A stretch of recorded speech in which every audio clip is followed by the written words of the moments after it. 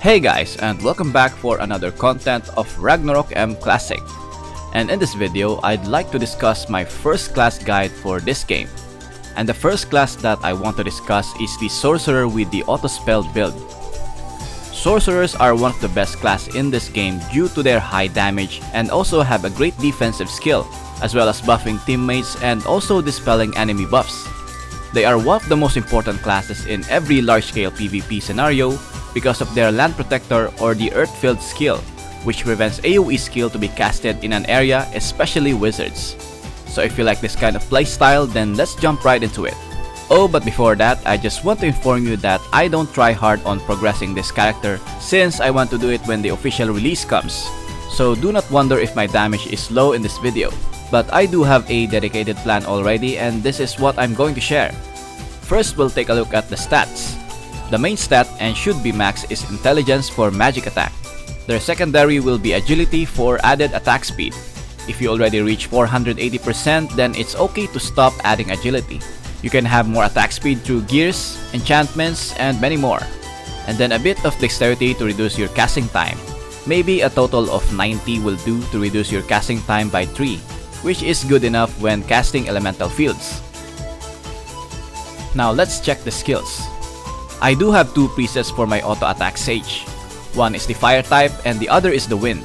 But in this video, I will focus on wind build since this type of Sage is the strongest and more versatile than the fire. And I will discuss later why. So for the first job, get the level 10 lightning bolt. This will be your main bolt skill, and then level 10 increase SP recovery. Then it's really up to you on where you would allocate the remaining 20 skill points. In my case, I just put it on the Frost Driver and the Ring of Fire. Okay, so if you wonder why the lightning bolt is level 15, it is due to the job class breakthrough, which is only achievable when you reach transcended job level 40, and you can exceed your job level by another 30, and for which other skills can exceed, just like this lightning bolt. I'll go back here later, but for the second job, your first skill to prioritize to level 10 should be the auto spell.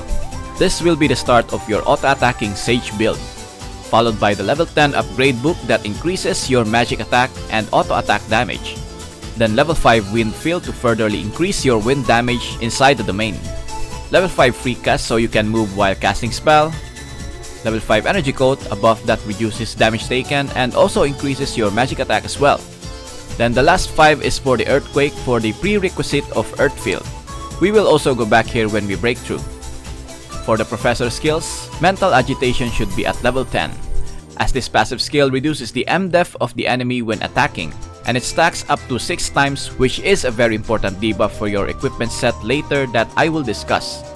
Next is level 10 double flurry. This will give you a chance of triggering another elemental bolts. Level 5 quick casting to reduce variable cast time and added SP regen. Level 5 magic rod. This is somewhat broken in my opinion because it dodges magic attacks for a certain chance after casting the buff. And then I put level 5 on the safety wall to counter some melee skill just like the Asura strike. And then the remaining 5 skill points, I go back to the Sage and put it on the earth field, since this skill is very important especially in PvP, since it negates AoE skill from a certain area and prevents them from casting there again. Now after that, we have access to the class breakthrough. And from here we can still keep getting skill points by grinding, but this time it's only 30 skill points added for a maximum of job level 70, and some skills can exceed their maximum level. So first, let's go back to the mage and put another 5 skill points on the lightning bolt. For Sage, add another 10 points to the upgrade book to gain magic attack 10%, and another 5 levels for energy coat to add the ignore defense buff. For Professor, add level 5 to mental agitation to furtherly reduce the target's defense by adding magic penetration. And the last 5 skill points will be on the double flurry. Now why do I choose double flurry instead of auto spell? The only reason is because when you get to change to Sorcerer, you can access the magic fist. And this magic fist buff triggers 100% chance of chosen elemental bolts when attacking until it reaches 10 attacks at level 10. So when the skill buffs, the auto spell passive is somewhat ineffective. But do keep in mind that Magic Fist has a 10-second cooldown, so there's still a gap for activating the Magic Fist again. So in this case, the double flurry would be very effective in my opinion. After Magic Fist, max the sharpened weapon for added magic attack and auto attack damage. and it has a chance to deal crits with your auto attacks. Next, get Summon Elemental to level 10 for added elemental damage. And for the settings, select the Summon Wind Spirit Ventus. Level 5 Commune Elements to increase the elemental creature's damage. Then the remaining skill points will be up to you. You can try adding a Flammable Net for crowd control. Now let's go to our equipment. I'm going to start with a Saint set for early game. I already discussed this on my Guides and Tips Part 1 if you haven't checked it out. If you can budget some zennies, I advise you to buy 2 or 3 parts of the Saint gears. The armor, shield, or the cape for the job EXP bonus, because job level here in ROM Classic is very important. Next is the adventure set for the mid game. Aim for the blue ones and then refine it. Keep in mind that these adventure sets have different stats. So for the Sage, here are the adventure gears that you need to refine and equip. Now slowly transition your gears for the end game. First, get the weapon, which is the Sage Diary. This will increase your int, attack speed, and the chance of auto spell trigger. Your initial goal is the 4th upgrade. For your offhand is the Telekinetic Orb, which grants you another attack speed, and your initial goal is the 4th upgrade. Sage Diary and Telekinetic Orb also has set effect, which increases your elemental bolts by 15%. Next target is the Pocket Watch for your accessory. It gives int and dex stat as well as ignore MDef. I can't recommend upgrading this early on because it's very expensive, so just leave it as it is. Your goal is just to get the set effect with the Sage Diary for your auto attacks to get crit when your target's MDef reaches 0. This is why ignore MDef stats like your passive and buffs is the top priority stats for the Sages. Now for the armor and shoes, this is somewhat very expensive, and this is the set that makes the Sage broken. All you need is the silk robe for the armor and tidal shoes for the foot gear. Now you can buy these parts at a low price. But what makes this set very expensive is you still need to upgrade these 2 parts at level 6 to unlock the overpowered effect. Your auto attacks has a 10% chance to turn the target's type into a water for 10 seconds. With your attack speed, you can easily trigger this, and for sure to have a 100% uptime of debuff. This is why we focus on boosting our wind energy as much as possible, because wind damage counters water type elements, and no matter what element target they face, they can just easily convert it to water. That is why I've said that this build is very versatile. For the remaining parts, the garment is the Nato Cake's cloak for additional attack speed, and another ignore MDef if you make it to plus 10. And another accessory is the Orleans gloves for magic attacks, or the Exorcism Sachet for additional spell crit. Now let's go for the headgears. For head, Shimmering Headwear is good. If I'm correct, this is free when you upgrade to Professor class. Lady in Moonlight on the featured costume gives plus 2 for all stats, and a 5% magic penetration. Or Fire Hat for additional int, magic attack, and magic penetration.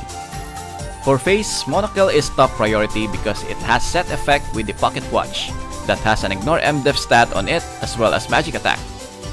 Mouth is the Grandpa Beard for the magic penetration. For backwear, you can craft Devil Wing for the magic damage plus 5%. You can also use the free Watcher's Bag, but I like the Spring because of the ignore MDef as well as magic attack. But if you have spare zennies, the Mist Conch is also great since it also adds percentage of def and MDef and reduces the def and MDef for enemies around you. Then for the tail is the Sea Soul's Tail for added wind, earth, water and fire damage plus 4%. Now let's move to the cards. For weapon, you have the options for Stormy Knight, the MVP card. This is best when soloing instances that has a lot of mobs because it will trigger the Stormgust AoE when auto-attacking. You also have the option for the Bloody Knight card. Dark Mage for additional auto spell chance, and Heal Wind for more additional damage with your lightning spells. Offhand is Gale Speed for attack speed. Armor is the craftable Sage Book for more attack speed and ignore MDef for each 20 agility. But Siroma will be perfect for additional 15% damage to water monsters since your attack converts targets into a water. For Garment is the Rowan for additional damage to water monsters. Foot gear are Firebane for attack speed, agility, and flee, or Dark Lord for a chance of triggering Meteor Storm when attacked by an enemy. For accessory, Fire Witch will be one of the best slots, and then you can add one Greatest General. I've tried this already, and it works like a charm. It increases your damage by a lot.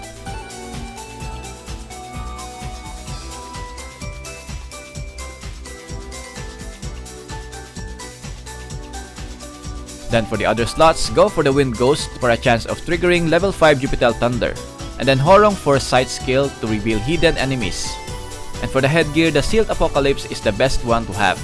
You also have the option for the Clock Tower Manager and Elder Willow, but for PvP you need the Marduk for anti-silence. Now for the runes, just follow this in particular order. First, go for the Auto Attack Empower. Second is Elemental Concentration. Third is the Auto Spell Proficiency. Fourth is the Wind Damage. Fifth is the Double Flurry Proficiency. Sixth is the Crit Boost. For 7th is the Magic Fist Agility. 8th is the Windfield Blast. This is optional if you need more attack speed. 9th is the Elemental Spirit Enhance. 10th is the Magic Rod Empower. And 11th is the Flammable Net. This is also optional. For the prayer cards, basically all of them are important, except for the Combat Blessing because it is for physical type classes. But if you just want some more magic attacks, then focus on Wise Blessing. For the Blessing of Goddess, I advise you to upgrade them equally. For the red, go for the Magic Attack, Ignore MDef, Magic Pen, and Refine Magic Attack. Damage to Demi-Human is optional if you really like PvP. For the blue, you can fill all these cards, but there's something that needs to be prioritized. I recommend the Max HP, Damage Reduction, and Magic Damage Reduction. For the yellow, you only need one, the Wind Damage. For the pet is the Orc Warrior for attack speed, as well as taunting the enemy. White Dog if it will be available for the Ignore MDef.